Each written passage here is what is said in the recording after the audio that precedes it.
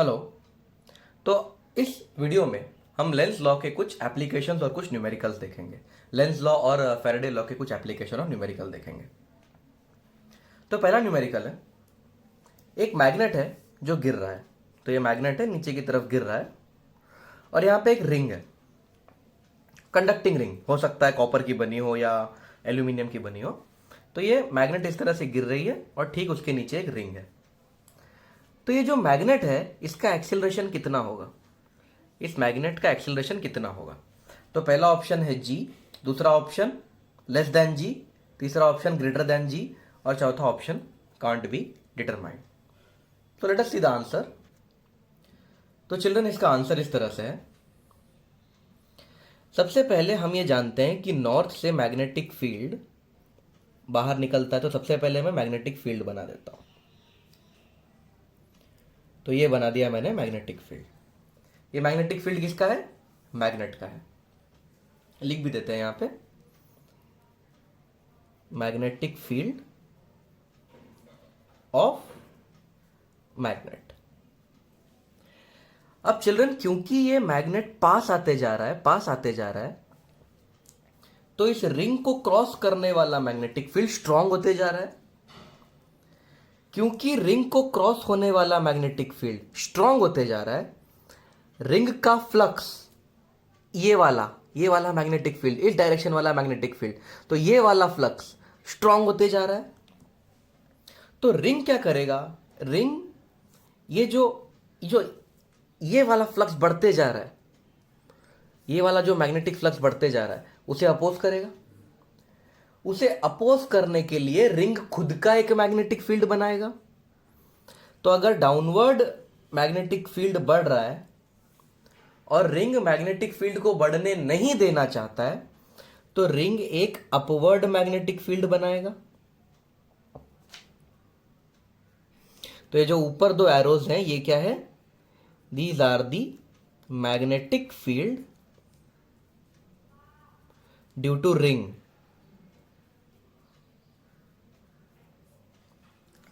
अब आप देखो, तो रिंग का ये जो अपर सरफेस है, यहां से मैग्नेटिक फील्ड बाहर निकलने लगा है। तो रिंग का ये जो ऊपर का सरफेस है, यहां से मैग्नेटिक फील्ड बाहर निकलने लगा है। अब चिल्ड्रन, रिंग खुद एक मैग्नेट की तरह काम कर रहा है, क्योंकि रिंग खुद का एक मैग्नेटिक फील्ड बना रहा है। तो ring itself is acting like a magnet. और रिंग के इस अपर सरफेस से मैग्नेटिक फील्ड बाहर निकल रहा है, तो रिंग का upper surface is behaving like north pole. Ring का ये जो ऊपर का फेस है, वो अब नॉर्थ पोल की तरह काम कर रहा है। तो रिंग का जो नीचे का फेस होगा, वो साउथ पोल की तरह काम करेगा।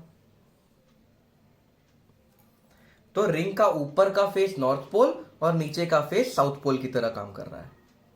अब चलिए ये देखो, ये मैग्नेट का नॉर्थ है और रिंग एक मैग्नेट की तरह काम कर रहा है, और रिंग के मैग्नेट का नॉर्थ ये है। Now these two norths will repel. ये दोनों नॉर्थ रिपेल करेंगे। क्योंकि ये दोनों नॉर्थ रिपेल करेंगे, तो ये आसानी से नीचे नहीं गिर पाएगा। इसके नीचे गिरने को रिपल्शन फील हो रहा है। तो व्हाट इज द आंसर? अगर ये फुल स्पीड से नीचे नहीं गिर पा रहा है, अगर ये फ्रीली नीचे नहीं गिर पा रहा है, तो इसका एक्सेलरेशन जी से कम है। So answer is less than g. Less than g is the correct answer. Next question.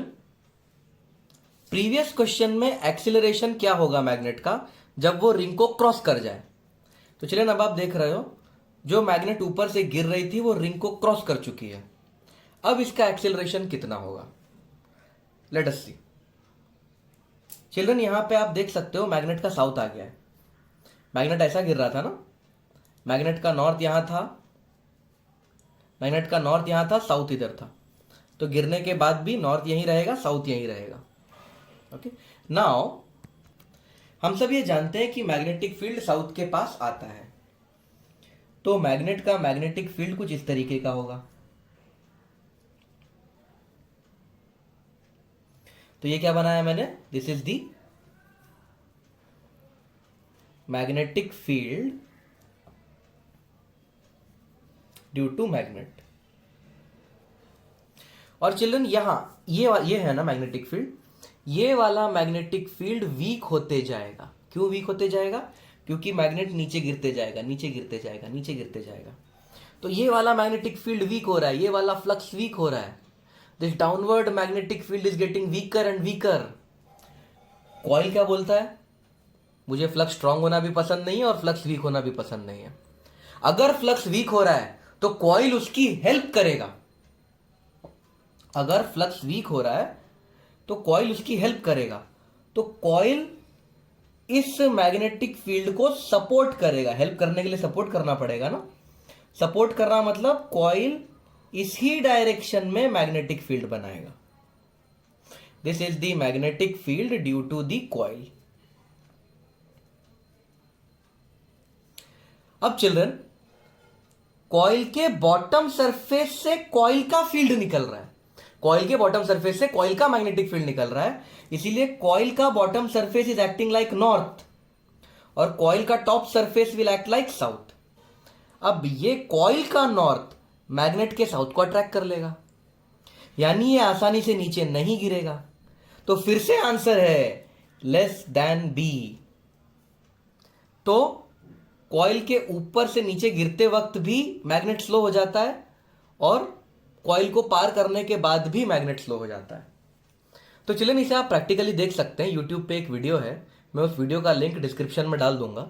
आप उस लिंक को देखिए, उस वीडियो को देखिए, आपको बहुत ही अच्छे से पता चल जाएगा कि जब भी कोई मैग्नेट किसी रिंग से पास होता है या किसी ट्यूब से पास होता है तो उस मैग्नेट की स्पीड एकदम कम हो जाती है, उसका एक्सेलरेशन जी से कम हो जाता है। अगला क्वेश्चन, अगर प्रीवियस क्वेश्चन में रिंग इंसुलेटर का बना होता या रिंग में एक कट होता तो उस मैग्नेट का, वो जो मैग्नेट गिर रही थी, उसका एक्सेलरेशन क्या होता? तो चिल्ड्रन, अगर रिंग इंसुलेटर की होती या रिंग में एक कट होता तो रिंग में करंट फ्लो नहीं हो पाता। अगर रिंग में करंट फ्लो नहीं हो पाता तो रिंग खुद का मैग्नेटिक फील्ड भी नहीं बना पाता, और अगर रिंग खुद का मैग्नेटिक फील्ड नहीं बनाएगा तो वो मैग्नेट को गिरने से नहीं रोक पाएगा। तो इसका आंसर है फिर मैग्नेट बिंदास गिरेगा विथ एक्सीलरेशन जी। क्या रीजन है एक बार फिर से? अगर रिंग इंसुलेटर का होता या रिंग में कट होता तो रिंग में करंट फ्लो नहीं होता। अगर रिंग में करंट फ्लो नहीं होता तो रिंग खुद का मैग्नेटिक फील्ड नहीं बना पाता, और अगर रिंग का खुद का मैग्नेटिक फील्ड नहीं होता तो रिंग मैग्नेट को अपोज भी नहीं कर पाता। क्योंकि रिंग मैग्नेट को अपोज नहीं कर पाएगा तो मैग्नेट फ्रीली गिरेगा, फ्री फॉल करेगा, और जब भी कोई चीज फ्रीली गिरती है उसका एक्सेलरेशन होता है acceleration due to gravity. Next question, magnetic field दिया है, मैग्नेटिक फील्ड वेरिएबल है, टाइम के साथ मैग्नेटिक फील्ड चेंज हो रहा है। कॉइल है, उसका रेडियस 7 मीटर है। कॉइल को इस मैग्नेटिक फील्ड में रख दिया और कॉइल का जो प्लेन है वो परपेंडिकुलर टू द फील्ड है। तो सपोज ये कॉइल का प्लेन मैंने बना दिया, this is the plane of coil, वो फील्ड के परपेंडिकुलर है। तो फील्ड इसके 90 डिग्री पे है, फील्ड इस तरह से 90 डिग्री पे है, फील्ड इसके प्लेन के परपेंडिकुलर है। तो मान लेते हैं ये फील्ड है। So this is the field that is created. तो कितना ईएमएफ इंड्यूस होगा 2 सेकंड पर? तो चलो इसमें हम यूज करेंगे लेंस लॉ या Faraday's law, E equal to minus d phi by d t. तो जो ईएमएफ होगा वो होगा minus d by d t of. Children, आप जानते हो फ्लक्स क्या होता है? फ्लक्स होता है magnetic field into area into cos theta. अब यहां पे थीटा होता है angle between magnetic field and the area. अब कुछ लोग क्या बोलेंगे, मैग्नेटिक फील्ड तो अंदर की तरफ है इस तरह से और सरफेस तो यहां पे है तो एंगल 90 है। गलत, एंगल 90 नहीं है। ध्यान से देखो, एंगल 0 है, क्योंकि अगर ये रिंग है, रिंग का सरफेस ये है, this is the surface of the ring, area हमेशा सरफेस के परपेंडिकुलर होता है। तो अगर ये रिंग का सरफेस है तो इस रिंग का एरिया इस तरह से माना जाएगा, this is the area of the ring, और मैग्नेटिक फील्ड भी ऐसा ही है। तो what is the angle between magnetic field and the ring, magnetic field and area, angle is 0। फिर एक बार फिर से, ये सरफेस है रिंग का, एरिया का डायरेक्शन सरफेस के परपेंडिकुलर होता है, तो ये हो जाएगा एरिया। मैग्नेटिक फील्ड भी इधर ही है, तो एंगल 0 है। बी का वैल्यू पता है, 2t² + t + 1। रिंग है तो रिंग का एरिया हो जाएगा पाई इंटू r², और कॉस थीटा हो जाएगा cos 0, cos 0 होता है 1, तो ये हो जाएगा माइनस पाई, कांस्टेंट होता है, पाई को बाहर ले लेता हूं। रेडियस का वैल्यू दिया है 7 मीटर, 7 का स्क्वायर करोगे 49, इसको डिफरेंशिएट करोगे तो आएगा 40 + 1, डिफरेंशिएट करोगे इसको तो आंसर आएगा 40 + 1। टाइम दिया है 2 सेकेंड्स, वो पुट कर देते हैं। माइनस पाई को 22/7 लिख देता हूं, इंटू 49 इंटू टी का वैल्यू दिया है 2, 4 2 8 + 1 9, 7 1 7 7, तो ये हो जाएगा -22 इंटू 9 7 63 वोल्ट। सॉल्व करेंगे तो आएगा -1386 वोल्ट। अब हो सकता है कि ऑप्शन में नेगेटिव ना हो, they are only interested in the magnitude, तो हो सकता है कि 4 ऑप्शंस में से ये माइनस साइन ना हो किसी भी ऑप्शन में। अगला question, the radius of a ring is given by, तो रिंग का एक रेडियस है वो चेंज हो रहा है, तो आप देख सकते हो रेडियस लगातार चेंज हो रहा है रिंग का। This ring is kept in a constant magnetic field of 3 Tesla, तो रिंग को कांस्टेंट मैग्नेटिक फील्ड में रखा है। What will be the EMF of ring, तो मान लेते हैं ये रिंग है और रिंग परपेंडिकुलर है मैग्नेटिक फील्ड के, तो रिंग ऐसा है और मैग्नेटिक फील्ड उसके परपेंडिकुलर है, और पूछा है कितना ईएमएफ जनरेट होगा। हमें पता है ईएमएफ जनरेट होता है जब भी मैग्नेटिक फील्ड और ईएमएफ की बात होती है, तो एक ही फॉर्मूला है, E = dφ/dt, और जो फ्लक्स होता है उसे इस तरह से लिखा जा सकता है, -d/dt ऑफ फ्लक्स होता है B × A × cos थीटा। पिछले क्वेश्चन में भी हम डिस्कस कर चुके हैं, थीटा का वैल्यू यहाँ पे 0 है, तो ये हो जाएगा -d/dt इंटू B का वैल्यू दिया हुआ है 3 टेस्ला, एरिया होता है πr², कॉइल है ना, कॉइल का एरिया πr², और cos थीटा हो जाएगा cos 0 विच इज 1। तो जो ईएमएफ जनरेट होगा वो होगा -3 कांस्टेंट है, पाई कांस्टेंट है, d/dt ऑफ r², तो ये हो जाएगा -3 पाई, r² को डिफरेंशिएट करोगे तो 2r आएगा, लेकिन चेन रूल भी लगाना पड़ेगा, इस डिफरेंशिएशन में चेन रूल लगाना पड़ेगा, क्योंकि ये r है और यहाँ पे टाइम है, r² को डिफरेंशिएट करके 2r आएगा, लेकिन यहाँ पे dr/dt भी करना पड़ेगा, तो हमने चेन रूल लगाया है, तो ये हो गया है -6 pi r d/dt of r का वैल्यू है 2t², तो r की वैल्यू पुट कर दी 2t², तो ये हो जाएगा -6 पाई r, 2t² को डिफरेंशिएट करोगे तो आंसर आएगा 40, which is equals to -6 pi, r की फाइनल वैल्यू दी है 2 सेंटीमीटर, 2 सेंटीमीटर मतलब 2/100 मीटर, इंटू 4 इंटू टाइम की वैल्यू दी हुई है 1 सेकेंड, तो इसको जैसे ही सॉल्व करोगे आंसर आ जाएगा। सो इसको 4 1 ज़ा 425 ज़ा, तो आंसर हो जाएगा 12 π/25 वोल्ट्स। तो this will be the value of EMF. Next question, एक वायर का रेजिस्टेंस है R और उसे एक लूप के फॉर्म में बेंड किया, एक सर्कुलर लूप के फॉर्म में बेंड किया हम लोग मान लेंगे, और उसे मैग्नेटिक फील्ड में रखा है B। छोटू r है रेडियस ऑफ द कॉइल। तो क्वेश्चन कुछ ऐसा है, ये कॉइल है, इसका रेडियस छोटू r है, और मैग्नेटिक फील्ड चेंज हो रहा है 2 टेस्ला 0.01 सेकेंड्स में। तो पहले तो हम लोग ये मान लेंगे कि that the coil is perpendicular to field, क्योंकि बिना एंगल के आंसर नहीं आएगा ना, तो हम लोग ये मान लेते हैं कि जो कॉइल है वो परपेंडिकुलर टू फील्ड है और फील्ड को ऐसा मान लेते हैं। अब क्वेश्चन में दिया है कि फील्ड चेंज हुआ 0.02 tesla, sorry 2 tesla in 0.01 seconds. तो find the charge flowing through the coil, कितना चार्ज फ्लो हुआ होगा। देखो जब भी फील्ड चेंज होता है अपने पास एक ही ऑप्शन है, एक ही फॉर्मूला अपने पास अवेलेबल है, वो है Faraday's law of electromagnetic induction. So E equal to -d∅/dt का हम लोग यूज करेंगे। E तो EMF है, EMF मतलब एक टाइप का वोल्टेज। वोल्टेज को क्या लिख सकते हैं हम लोग, I into R equal to -d/dt of flux हो जाएगा BA cos थीटा। तो ये हो जाएगा, देखो एरिया कांस्टेंट है, रिंग का रेडियस चेंज नहीं हो रहा है, जो छोटू आर है रिंग का रेडियस वो चेंज नहीं हो रहा है, तो एरिया कांस्टेंट है, एरिया को बाहर निकाल लेते हैं, minus area d/dt of B into, हमें पता है cos थीटा का वैल्यू 1 बनने वाला है, तो current into resistance equal to minus area कितना हो जाएगा इस रिंग का,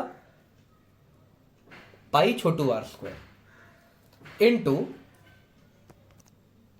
dB की वैल्यू दी हुई है, चेंज इन मैग्नेटिक फील्ड कितना है 2 टेस्ला, तो dB की वैल्यू दी है 2 टेस्ला और dt की वैल्यू भी दी हुई है 0.01,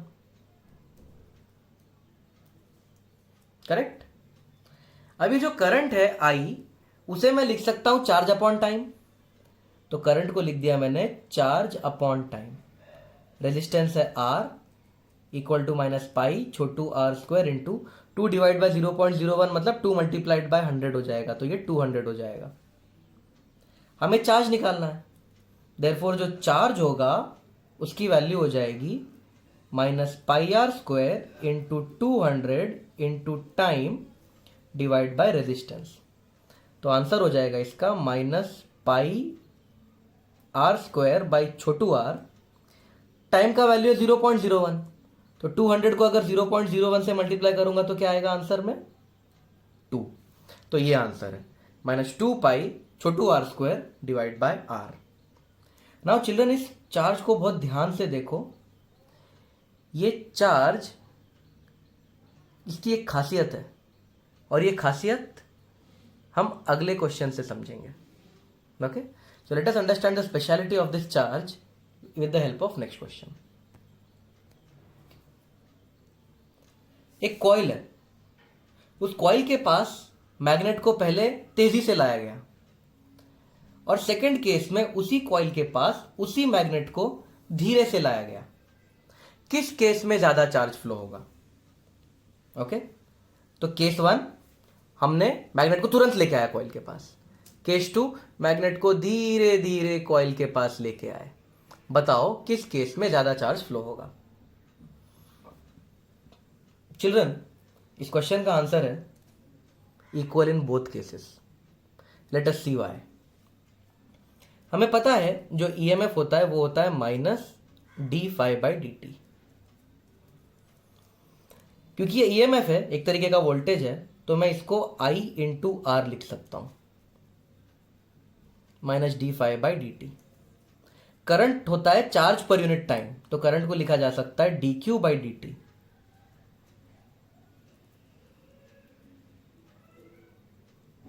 तो आप देख सकते हो dt कट जाता है, तो जो चार्ज होगा dq वो होगा -d∅ रेजिस्टेंस। यहां पे R रेजिस्टेंस है, पूरा लिख देता हूं ताकि रेडियस से कंफ्यूज ना हो। तो चिल्ड्रन जो चार्ज फ्लो होता है वो इस बात पे डिपेंड करता है कि फ्लक्स कितना चेंज हुआ अपॉन रेजिस्टेंस। चार्ज जो फ्लो होता है वो इस बात पे डिपेंड नहीं करता है कि फ्लक्स कितना फास्ट चेंज हुआ। ये देखो टाइम कट गया है, time is cancelled, so flux का चेंज कितना फास्ट या स्लो हो रहा है, चार्ज को उससे कोई मतलब नहीं है। तो जो चार्ज फ्लो होता है सर्किट में, जो चार्ज फ्लो होता है कॉइल में, वो सिर्फ फ्लक्स के चेंज पे डिपेंड करता है। वो इस बात पे बिल्कुल डिपेंड नहीं करता कि फ्लक्स फास्ट चेंज हो रहा है या स्लो चेंज हो रहा है। यानी आप मैग्नेट को एकदम फास्ट भी लेके आ जाओ या एकदम स्लो भी लेके आ जाओ, कोई फर्क नहीं पड़ेगा। पहले केस में जितना टोटल फ्लक्स चेंज होगा, दूसरे केस में भी उतना ही फ्लक्स चेंज होगा। हाँ, पहले केस में फ्लक्स फास्ट चेंज होगा, दूसरे केस में फ्लक्स स्लो चेंज होगा, बस इतना ही है। तो चार्ज किस पे डिपेंड करता है? चार्ज डिपेंड करता है फ्लक्स कितना चेंज हुआ, ना कि फ्लक्स कितना जल्दी या कितना धीरे धीरे चेंज हुआ, क्योंकि वो जो टाइम वाला कंसेप्ट है वो तो कट चुका है। तो फास्ट और स्लो का कोई मीनिंग नहीं है। So answer is the charge will be equal in both the cases. अगला क्वेश्चन, एक सर्कुलर लूप है जो एक मैग्नेटिक फील्ड में रखा है। तो मैग्नेटिक फील्ड अंदर की तरफ है, क्रॉस मतलब अंदर की तरफ होता है, ऑफकोर्स आपको पता होना चाहिए। और यहां पे एक सर्कुलर लूप रखा हुआ है। If the ends A and B are held and stretched, अगर ए और बी को पकड़ के खींच दिया, इस तरह से पकड़ा है ना, और ऐसा खींच दिया ए और बी को, तो करंट कितना फ्लो होगा इस लूप में और किस डायरेक्शन में फ्लो होगा? किस डायरेक्शन में फ्लो होगा ये पूछा है। आपको ऊपर से देखना है। ओके, तो जब आप ऊपर से देखोगे तो इस लूप में करंट किस डायरेक्शन में फ्लो होगा ये आपको बताना है। तो चिल्ड्रन, ये एक सर्कल है। अगर मैं इस ए और बी को पकड़ के खींच दूं तो मुझे मिल जाएगा एक इलिप्स। इस वायर का शेप बिगड़ के ये वायर कुछ इस तरह का हो जाएगा।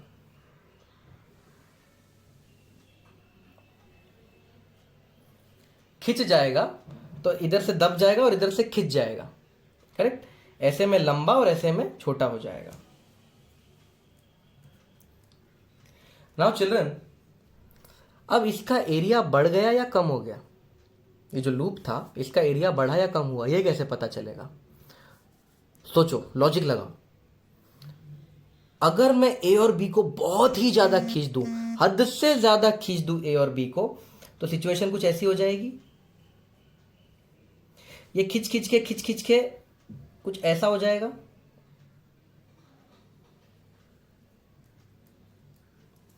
एकदम खींच दिया तो चिल्ड्रन आप देख सकते हो ये एरिया कितना कम है। और अगर ए और बी को बहुत ही ज्यादा खींच दिया तो ये जो इलिप्स है ये सिर्फ एक लाइन बन के रह जाएगा। If A and B are pulled to a huge extent, the ellipse will just become a single line. यानी कि एरिया कम होते जाएगा, जितना इसे खींचते जाएंगे ये एरिया कम होते जाएगा। तो चिल्ड्रन, हम जानते हैं कि फ्लक्स का फॉर्मूला होता है बी ए कॉस थीटा। अगर एरिया कम हो रहा है यानी कि फ्लक्स भी कम हो रहा है। एरिया क्यों कम हो रहा है? क्योंकि हमने ये लॉजिक लगाया। जैसे जैसे हम इसको खींचेंगे, ये एक देखो, ये ऐसा सर्कल था, खींचते जाएंगे तो ये इस तरह से चपटा वायर होके देखो इतना कम एरिया रह गया इसका। पहले इसका एरिया इतना बड़ा था, इतना बड़ा एरिया। अब इसको खींच दिया है तो ऐसा चपटा होके ऐसा चिपक जाएगा, पूरा जीरो एरिया हो जाएगा। तो जितना खींचेंगे इसको उतना इसका एरिया कम होते जाएगा। अब क्योंकि एरिया कम हो रहा है तो फ्लक्स कम हो रहा है। एरिया कम है तो फ्लक्स कम है।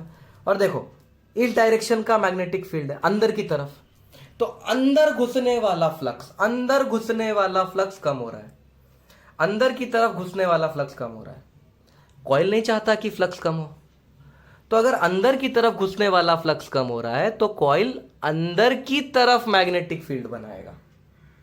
तो मैग्नेटिक फील्ड अगर अंदर है तो ये मेरा राइट हैंड है, this is my right hand.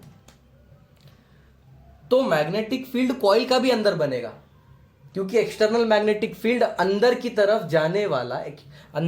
जाने वाला फ्लक्स कम हो रहा है। तो कम ना होने के लिए सपोर्ट करेगा कॉइल, और कॉइल भी मैग्नेटिक फील्ड अंदर बनाएगा।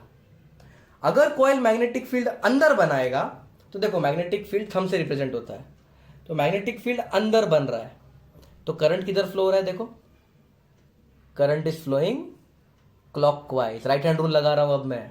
मैग्नेटिक फील्ड अंदर डाल दिया तो current is now flowing in which direction? Clockwise direction. तो करंट इस तरह से फ्लो होगा। Answer is clockwise. Next question, magnetic field है और वो इस तरह से चेंज हो रहा है। ओके, तो ईएमएफ का ग्राफ कैसा होगा? How will be the graph of EMF? Area of loop change नहीं हो रहा है, लेकिन area of the loop is passing through this magnetic field. तो चिल्ड्रन हम जानते हैं ईएमएफ का फॉर्मूला है E equal to minus d phi by d t. इसको हम ऐसा लिख सकते हैं minus d by d t of magnetic field into area cos theta. Area change नहीं हो रहा है और एंगल भी चेंज नहीं हो रहा है, ना कॉइल और फील्ड के बीच का एंगल चेंज नहीं हो रहा है। तो जो ईएमएफ हो जाएगा वो हो जाएगा ए कॉस थीटा, ये कांस्टेंट है, d B by d t with a negative sign.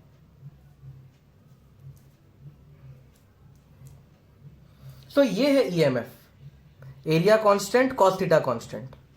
तो चिल्ड्रन आप देख सकते हो कि जो ईएमएफ है वो मैग्नेटिक फील्ड के डिफरेंशिएशन पे डिपेंड कर रहा है। डिफरेंशिएशन का मतलब स्लोप होता है। So the EMF will be negative of slope of dB by dt। तो जो ईएमएफ होगा it will be the negative of slope of dB by dt। और कुछ कांस्टेंट भी मल्टीप्लाई हो जाएगा उसमें, एक cos थीटा वगैरह वगैरह।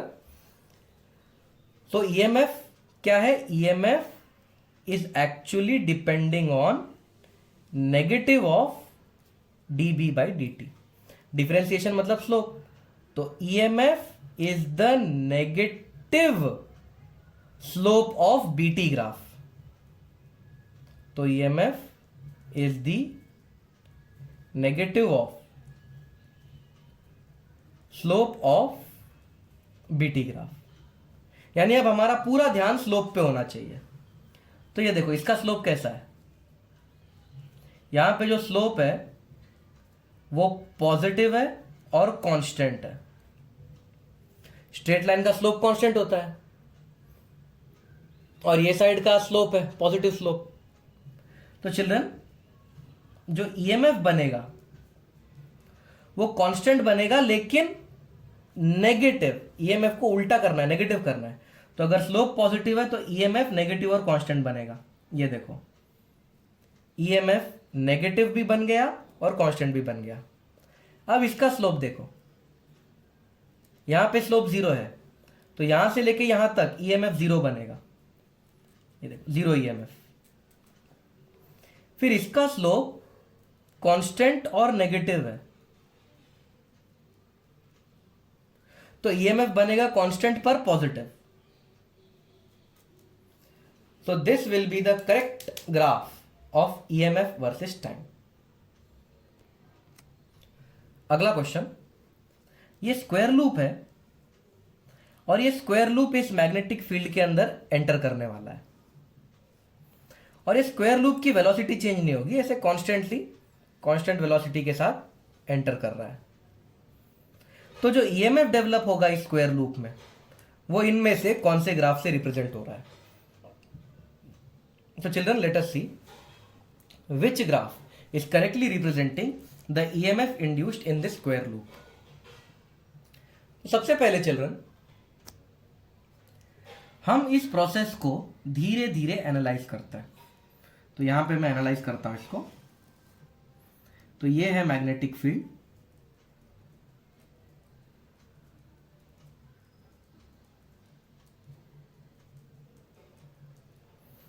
और हम लोग देखेंगे, हम लोग इस स्क्वायर लूप को थोड़ा सा अंदर एंट्री करवा देते हैं।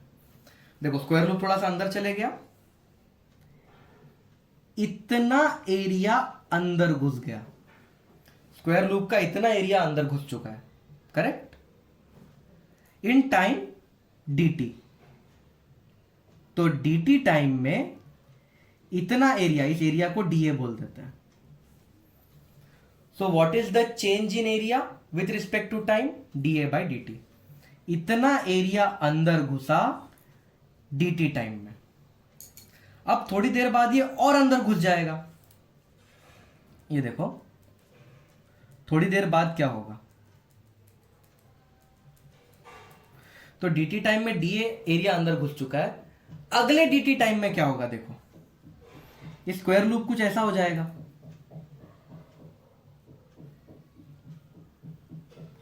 और अंदर घुस गया ऑलरेडी इतना अंदर घुसा हुआ था, क्योंकि स्पीड कांस्टेंट है, इतना और अंदर घुस जाएगा। ये देखो, इतना एरिया घुसा था टी टाइम में, डीए एरिया घुसा था dt टाइम में, फिर से डीए एरिया उतना ही एरिया उतने ही टाइम में अंदर घुस जाएगा। तो पहले जितना एरिया जितने टाइम में अंदर घुसा था, बाद में उतना एरिया फिर से उतने टाइम में ही अंदर घुस जाएगा। तो इसका भी एरिया डीए है और इसको घुसने को टाइम dt लगा, इसका भी एरिया डीए है, इसको भी घुसने को टाइम लगा dt। यानी कि डीए अपॉन dt एक कांस्टेंट है, डायग्राम से देख के पता चल रहा है डीए अपॉन dt इतना है। फिर सेकंड केस में फिर से डीए अपॉन dt इतना है, यानी कि डीए अपॉन dt कांस्टेंट है। अब हम जानते हैं कि ईएमएफ होता है d by d t of B A. यहां पे cos थीटा का वैल्यू 1 आने वाला है, b तो कांस्टेंट है तो b को बाहर निकाल लिया, तो b कांस्टेंट है और dA अपॉन dt पूरा मिला के कांस्टेंट है। dA upon dt is a constant. Her time dt में dA एरिया बढ़ता जा रहा है, तो dA upon dt is a constant. तो चिल्ड्रन, जो ईएमएफ होना चाहिए वो कांस्टेंट होना चाहिए। इस ग्राफ में ईएमएफ बढ़ रहा है, इसलिए ये ग्राफ गलत है। इस ग्राफ में ईएमएफ कम हो रहा है, नीचे की तरफ जा रहा है, ये ग्राफ भी गलत है। अब बचते हैं दो ग्राफ। तो चिल्ड्रन, पहले ये एंटर कर रहा था तो ईएमएफ ऊपर बनाया, फिर जब ये पूरी तरह से एंटर कर चुका होगा, ये देखो ये पूरी तरह से एंटर जब कर चुका होगा, तब कोई फ्लक्स चेंज नहीं है। जब तक ये पूरी तरह से अंदर है तब तक कोई फ्लक्स चेंज नहीं है। इसके बाद जब ये बाहर आना चालू करेगा तो अंदर घुसते वक्त जो ईएमएफ था उसका उल्टा ईएमएफ बाहर आते वक्त दिखेगा, क्योंकि अंदर घुसते वक्त डीए अपॉन dt पॉजिटिव था। मैग्नेटिक फील्ड के अंदर एरिया बढ़ रहा था, लेकिन जब ये बाहर निकलेगा तो डीए अपॉन dt नेगेटिव होगा, क्योंकि मैग्नेटिक फील्ड से एरिया बाहर आ रहा है। तो यहां पे एरिया अंदर घुस रहा है, तो डीए अपॉन dt को पॉजिटिव ले लिया। यहां से एरिया बाहर जब निकलेगा तो डीए अपॉन dt नेगेटिव होगा। तो पहले केस में पॉजिटिव, फिर जब अंदर पूरी तरह से घुसा होगा तब कोई एरिया, तब किसी भी एरिया से मैग्नेटिक फील्ड ना बढ़ रहा है ना कम हो रहा है, कांस्टेंट मैग्नेटिक फील्ड है इसी एरिया में। जब बाहर निकलेगा तब मैग्नेटिक फील्ड कम होगा, इसीलिए बी ऑप्शन है। पहले मैग्नेटिक फील्ड में घुसा, फिर जब पूरी तरह से मैग्नेटिक फील्ड में घुस गया तब कोई फ्लक्स चेंज नहीं, फिर जब निकलेगा तो उल्टा ईएमएफ जनरेट होगा। So B is the correct answer. अगर आपको पिछला क्वेश्चन बहुत अच्छे से समझ में नहीं आया है तो एक और क्वेश्चन करते हैं। थोड़ा सा ये क्वेश्चन करके आपका कंसेप्ट क्लियर होना चाहिए। एक मैग्नेटिक फील्ड है, तो ये मैंने मैग्नेटिक फील्ड बना दिया, अंदर की तरफ बनाया मैग्नेटिक फील्ड।